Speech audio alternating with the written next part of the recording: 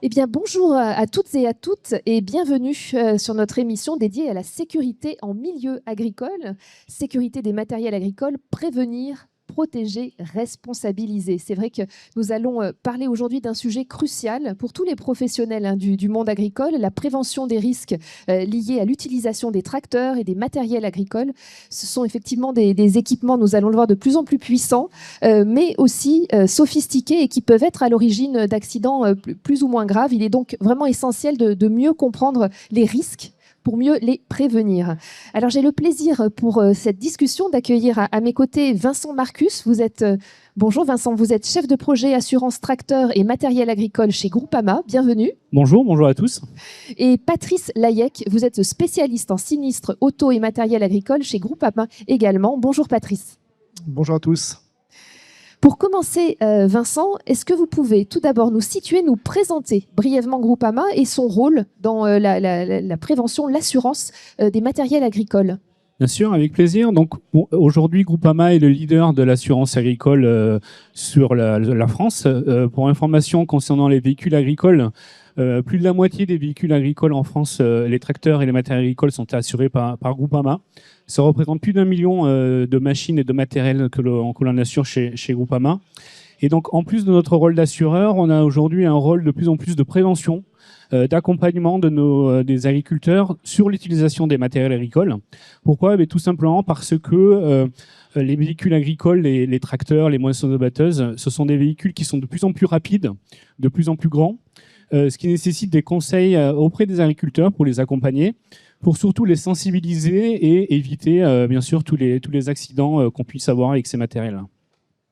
Très bien, merci pour ces précisions. Avant d'entrer dans le vif du sujet, un mot sur le déroulé. On va tout d'abord parler ensemble des dommages matériels. On va voir quels sont les sinistres les plus fréquents, comment ils surviennent et surtout comment les prévenir. Et puis ensuite, nous allons aborder les dommages corporels avec une thématique qui est une thématique particulièrement sensible parce que parfois les conséquences peuvent être dramatiques. On va aborder les bonnes pratiques, les principes à avoir en tête quand on est agriculteur pour vraiment être protégé en tant que conducteur, mais aussi protéger ses salariés agricoles et aussi les tiers qui sont dans l'exploitation agricole.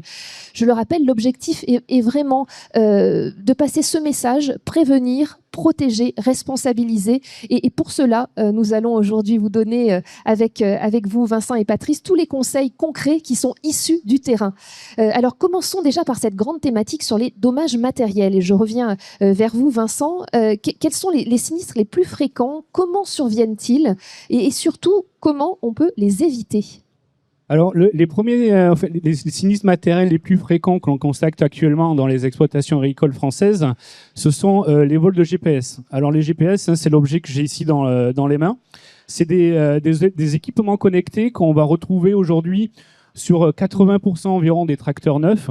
On peut s'attendre à horizon 2030 que ces équipements connectés équipent tous les tracteurs à horizon 2030. C'est des équipements qui vont aider l'agriculteur à pouvoir piloter son tracteur dans les champs. Et ce qu'il faut savoir, c'est des petits équipements, mais qui ont une valeur assez élevée, en moyenne jusqu'à 15 000 euros. Et c'est des équipements, comme on peut le voir ici, qui peuvent se déplacer d'un tracteur à un autre. Ce qui fait qu'aujourd'hui, de par leur valeur et de par le fait qu'ils soient facilement déplaçables, on constate une forte évolution des vols de GPS.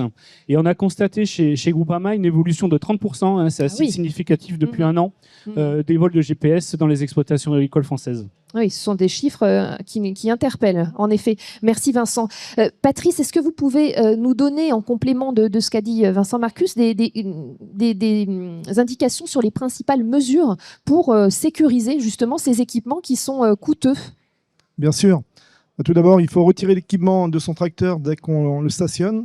Il faut le stationner à un endroit sécurisé, même entre midi et 2. Alors, pour la pause et déjeuner, on doit le mettre dans un endroit visible. Ensuite, on doit fermer la cabine à clé. Et puis, si on peut avoir une lampe avec détection de mouvement, si on peut mettre des protections mécaniques pour éviter toute tentative de vol, c'est ce qu'il faut faire. Voilà, ça ce sont des principes de base, mais des fois qu'on a tendance à oublier. Et puis installer aussi des protections mécaniques, par exemple aussi. Oui, pour éviter l'accès au tracteur, si c'est dans un hangar sécurisé ou fermé à clé, ça évite l'accès Évidemment. facile. Évidemment. Mais merci pour ces conseils. Vincent, est-ce que vous auriez une recommandation à nous faire Oui, mais particulièrement? sur les GPS, si les agriculteurs sont équipés de GPS, mais je recommanderais tout simplement d'aller vers Groupama auprès de leurs conseillers agricoles, hein, pour bien vérifier que leur GPS soit correctement assuré et faire le point sur l'assurance de leur GPS. D'accord, très bien. Donc, que les équipements soient bien assurés. Est-ce que vous pouvez énumérer d'autres risques qui sont liés aux dommages matériels? Alors, au-delà des GPS, en ce moment, on constate aussi une évolution au niveau de l'incendie, Oui. l'incendie des matériels agricoles. Pourquoi? Bien tout simplement parce que les matériels agricoles sont de plus en plus utilisés durant des périodes estivales durant lesquelles il fait de plus en plus chaud et Oui. des périodes estivales durant lesquelles il fait de plus en plus sec, notamment durant les moissons, les moissons sûr. où les agriculteurs vont les moissonner dans des températures élevées.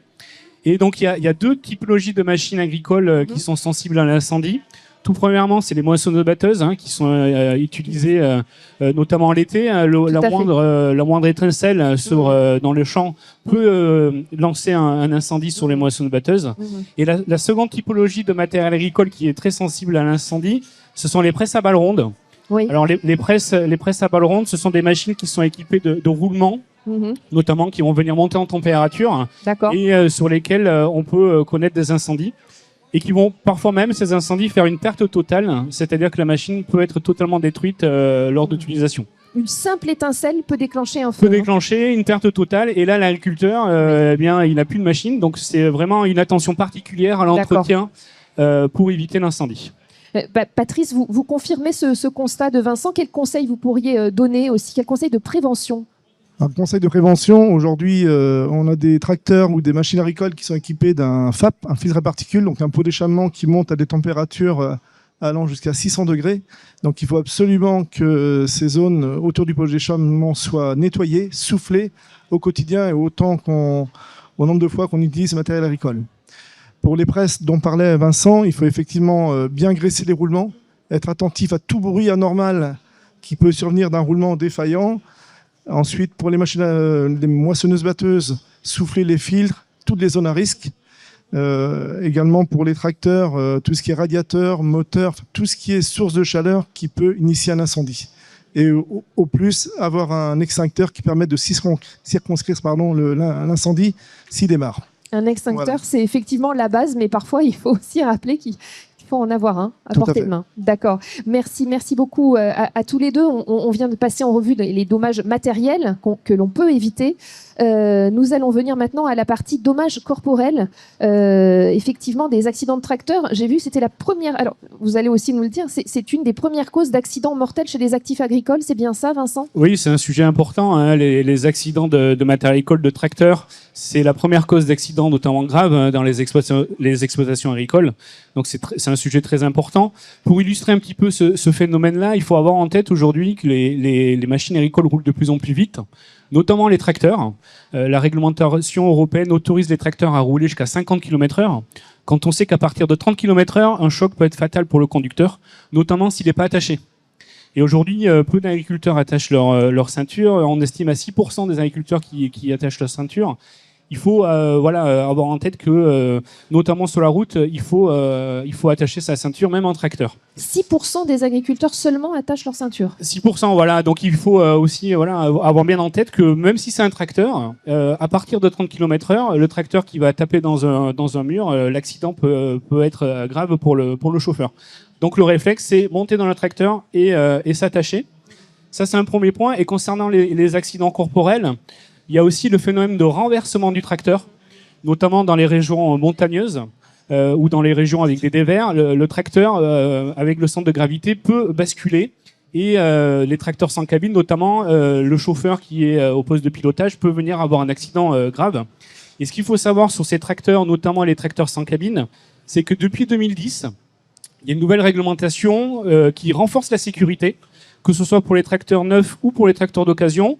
C'est une réglementation qui impose un arceau de sécurité sur le tracteur, notamment le tracteur sans cabine, ce qui permet de sauver le chauffeur lorsque le tracteur va venir se retourner et éviter bien sûr ces accidents corporels qui peuvent être parfois graves.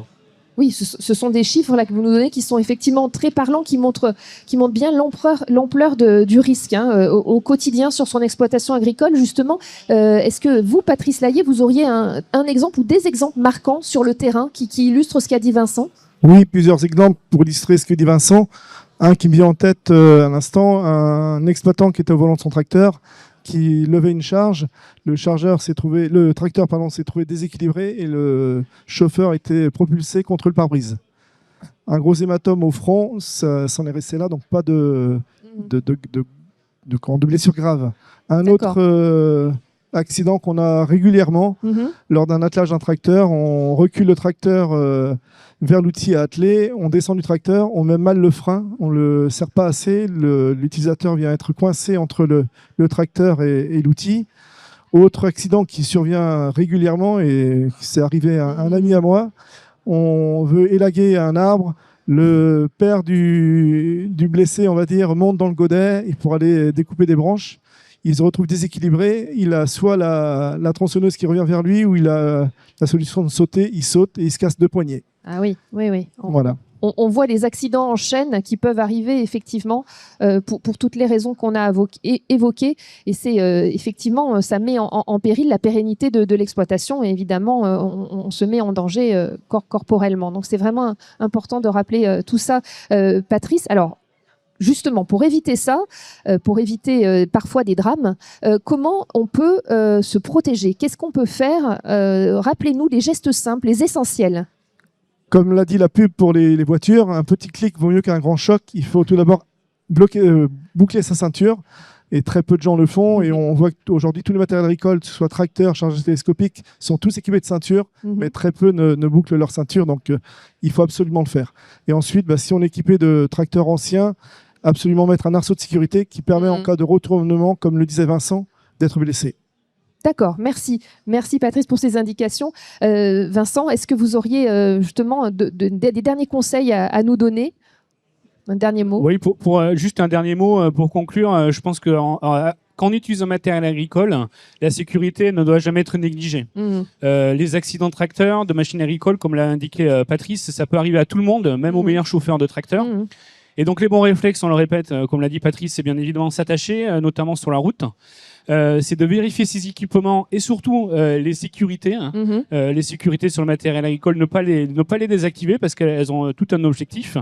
Et enfin, c'est ne jamais sous-estimer les risques, et même sur les petits trajets, parce qu'on s'aperçoit que parfois, l'agriculteur, sur quelques mètres, il va déplacer son tracteur, mais sur ces quelques mètres, on peut avoir un accident. Bien sûr. Donc même sur des petits déplacements, un tracteur, dans sa ferme, il faut toujours avoir en tête la sécurité et ne jamais sous-estimer les risques.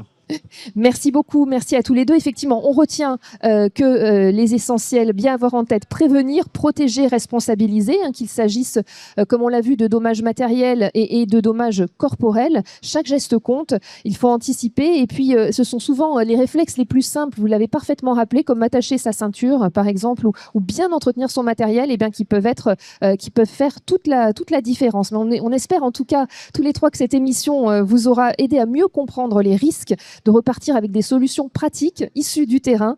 Merci beaucoup. Merci à tous les deux, Vincent et Patrice, pour ces indications. Et à très bientôt. Également. Merci. Au revoir.